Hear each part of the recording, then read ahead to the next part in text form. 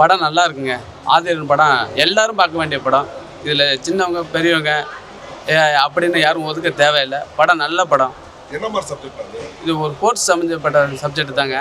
இதில் ஒரு நல்ல முயற்சி கிடைச்சா அவனுங்களை உள்ளே சேர்க்க முடியல, விளையாட முடியலைங்கிறதுக்காக இந்த படம் ஒரு எடுத்துக்காட்டாக எப்படி உள்ளே நுழையலாம், எப்படி பயன்படுத்தலாம்ங்கிறது மாரி கதையில் எடுத்திருக்காங்க. ஹீரோ பெர்ஃபார்மன்ஸ் எப்படி இருக்கு? ஹீரோ அருமையாக நடிச்சிருக்கா, அப்படி வாழ்ந்துருக்கா, அப்படி நடிச்சிருக்கிறதுக்கு கூட வாழ்ந்துருக்கா. அப்படி ஸ்போர்ட்ஸ் நிறைய பிரச்சனை சொல்லிட்டாங்க, பார்க்க இது இப்போ அடுத்த கட்டம் நம்ம முடியாதவங்க கூட இந்த படத்தை பார்த்தாங்கன்னா முன்னேறத்துக்கான வழிகள் இந்த படத்தில் சொல்லியிருக்காங்க.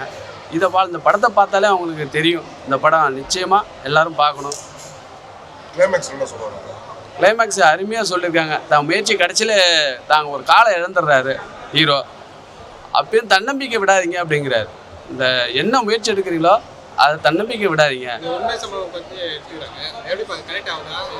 உண்மைதாங்க. இது எல்லாருமே இப்போ நம்மளுக்கு இது தெரிஞ்சிருக்கு, மற்றவங்களுக்கு நிறைய பேர் தெரியாமல் இருக்குது. இதை பார்த்தா இது தெரிஞ்சுக்கலாம், இப்படிலாம் நடக்குதா இந்த இந்தியாவில் அப்படின்னு. இந்த படம் ஒரு எடுத்துக்காட்டாக இருக்குது. எல்லாரும் பார்க்கலாம் இந்த படத்தை. இசையும் நல்லா இருக்குது. படம் அருமையான ஒரு படம்ண்ணே. ஆக்சுவலாக இது யங்ஸ்டர்ஸ்க்கு எல்லாருமே ஒரு மோட்டிவேஷன் படமாக இருக்கும் நான் நினைக்கிறேன்.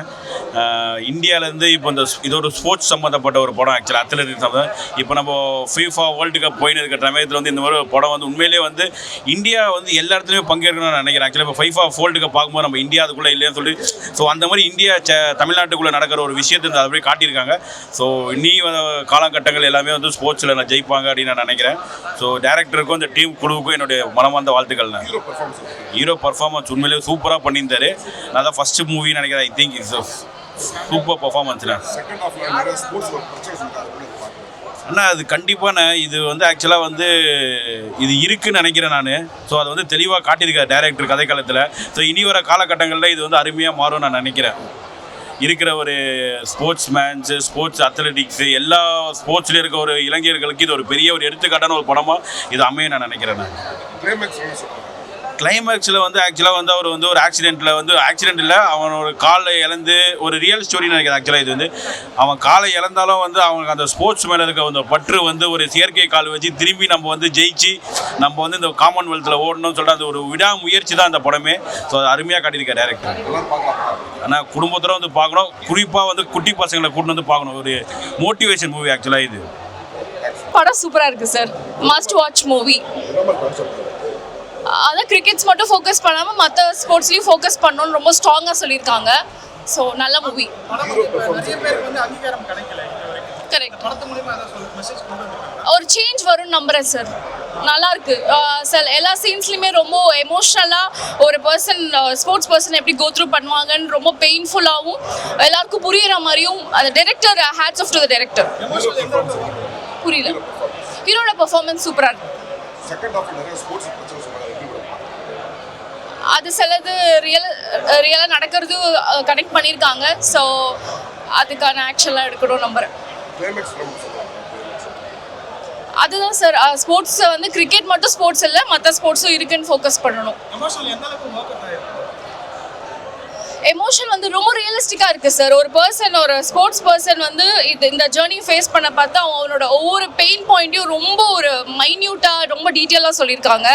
So I must watch movie. Thank you. கண்டிப்பாக ஸ்போர்ட்ஸ் பர்சன் எவ்வளோ கஷ்டப்பட்டு அந்த ஒரு பொசிஷனுக்கு வராங்க, அந்த டைட்டுமே ரொம்ப ஆப்டாக வச்சுருக்காங்க. ஸோ அதான் படம் ரொம்ப நல்லா இருக்கு. ஒரு எளிய மக்கள், ஒடுக்கப்படுற மக்கள்லேருந்து வரக்கூடிய ஒரு ஸ்போர்ட்ஸ் பிளேயருக்கு எவ்வளோ பொலிட்டிக்கலாக எவ்வளோ ப்ராப்ளம் இருக்குது, அவங்க சாதாரணமான இதுக்கே எப்படி இருக்குது. ஸோ அதுக்குண்டான விஷயமா போகுது. ஹீரோ பர்ஃபார்மன்ஸ், எல்லாரோட பர்ஃபார்மன்ஸுமே நல்லா இருக்குது. அந்த லைஃப்லேயே வாழ்கிறதுக்கு உண்டான ஒரு அனுபவத்தை இயக்குனர் கொடுத்துருக்காரு. போர் அடிக்கல பிரதர், ரொம்ப நல்லாவே இருக்குது. செகண்ட் ஹாஃப் நல்லா கோர்ட் ட்ராமா.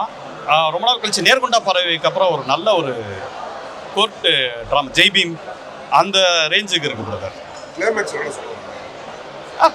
கிளைமேக்ஸ் நல்லா இருக்குது பிரதர். அதாவது போராட்டத்தை தான் சொல்லுது, அவங்களோட லைஃப் ஸ்டைலோட போராட்டம் எப்படி இருக்குங்கிறத. கண்டிப்பாக பார்க்க வேண்டிய படம் பிரதர். ரொம்ப நீங்கள் கிளைமேக்ஸ் நீங்கள் முடிச்சோன்னு பார்த்தீங்கன்னா அப்ளாஸ் கேட்டிருப்பீங்க. அந்தளவு ரொம்ப ஒரு சின்ன படம் கமர்ஷியலாக அவ்வளோ பிளாக் பஸ்டராக ஒரு படம் நல்லா ட்ரை பண்ணுவாங்க, ஒரு படத்துல நல்லா இறங்கி அடிச்சிருக்காங்க. ஹீரோ பெர்ஃபார்மன்ஸ் நல்லா இருக்கு, ரொம்ப சூப்பராக வந்திருக்கு சார். ரொம்ப அருமையாக பண்ணியிருக்காங்க. படத்துக்காக நிறைய எஃபர்ட் போட்டிருக்காங்க. ஸோ ஒரு ஸ்போர்ட்ஸ் மேனாக எப்படி இருக்கணுமோ அதுக்கேற்ற ஒரு பிசிக்காக அவர் கொண்டு வந்திருக்காரு. ஆமாம், கண்டிப்பாக இருக்கிற பிரச்சனைகளை தான் வெளிப்படையாக சொல்லியிருக்காங்க. ஏன்னா நம்ம ஊர்லேயே காமன்வெல்த் நடந்தப்போ அதுலேயே ஊழல் நடந்ததை நம்ம நியூஸ்லலாம் பார்த்தோம். அதையுமே இந்த படத்தில் பேசியிருக்காங்க. ஆமாம், அது கண்டிப்பாக என்னென்னா நமக்கான ஒரு அங்கீகாரம் மறுக்கப்படும் போது நம்ம எந்த எக்ஸ்ட்ரீம் வரைக்கும் போகலான்றதுக்கு ஸ்ட்ராங்காக அதில் சொல்லியிருக்காங்க. கிளைமேக்ஸ் பார்க்கும்போது ஒரு ஹோப்போடு தான் முடிச்சிருக்காங்க.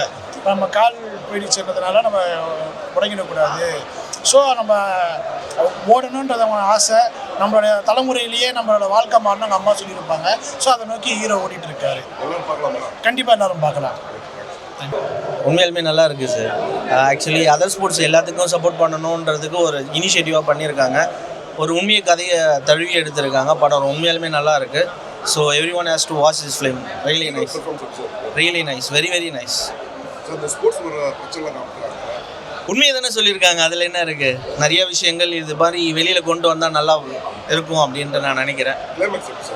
வெரி கிளைமேக்ஸ் வந்து கொஞ்சம் அக்செப்ட் பண்ணிக்க முடியல. பிகாஸ் ஹாப்பி எண்டிங்காக இருக்கணும்னு ஆசைப்பட்டோம். பட் ஆனால் ஆர்ட் அண்ட் ட்ரூத் இல்லை, அதை நம்ம அக்செப்ட் பண்ணி தானே ஆகணும். அதானே நடந்திருக்கு. So you have to watch the film. Every one should watch this film. சூப்பராக இருக்குது. நிறைய பேருக்கு இன்னும் அங்கீகாரமே கிடைக்கலன்ற மாதிரி இருக்குது. இந்த படத்துக்கு அதான் சொல்லியிருக்காங்க. கிடைச்சிருக்கான்னு கேட்டால் இது வரைக்கும் ஸ்போர்ட்ஸ் பர்சன் கிடைக்கல. கிரிக்கெட்டை மட்டும்தான் வந்து ஃபோக்கஸ் பண்ணிட்டு இருக்காங்க. எல்லா ஸ்போர்ட்ஸுமே நம்ம வந்து கொடுக்கணும், இம்பார்ட்டன்ஸ் கொடுக்கணும். ஸோ அதை தான் சொல்லியிருக்காங்க இந்த படத்தில். இட் மீன்ஸ் வந்து பார்த்தீங்கன்னா எந்த மாதிரி மெசேஜ் சொல்ல முடியாது. இட் மீன்ஸ் வந்து எல்லா நல்லா இருக்கு. ஸோ கோர்ட் சீன்ஸ்லாம் நிறைய விஷயம் வந்து டீப்பாக எக்ஸ்போஸ் பண்ணியிருந்தாங்க. நல்லா இருந்துச்சு. அதெல்லாம் சின்ன சின்ன விஷயம் தான் பண்ணியிருந்தாங்க. அது வந்து பார்த்திங்கன்னா ரொம்ப டீப்பாக ரிசர்ச் பண்ணி ஹைலைட் பண்ணி சொல்லியிருந்தாங்க. அதெல்லாம் வந்து நம்ம பார்க்கலாம். ஸோ நல்லா இருக்கு, சூப்பராக இருக்கு. கிளைமேக்ஸ் வந்து பார்த்தீங்கன்னா ஒரு பாசிட்டிவ் நோட்டில் தான் முடிக்கிறாங்க. இட் மீன்ஸ் வந்து பார்த்தீங்கன்னா எப்படி சொல்கிறது, அவர் எத்தனை முறை விழுந்தாலும் திரும்ப எழுந்து ஓடுற மாதிரி தான் அந்த படத்தை முடிச்சிருக்காங்க. ஸோ கண்டிப்பாக நல்லா இருக்கு, தாராளமாக பார்க்கலாம்.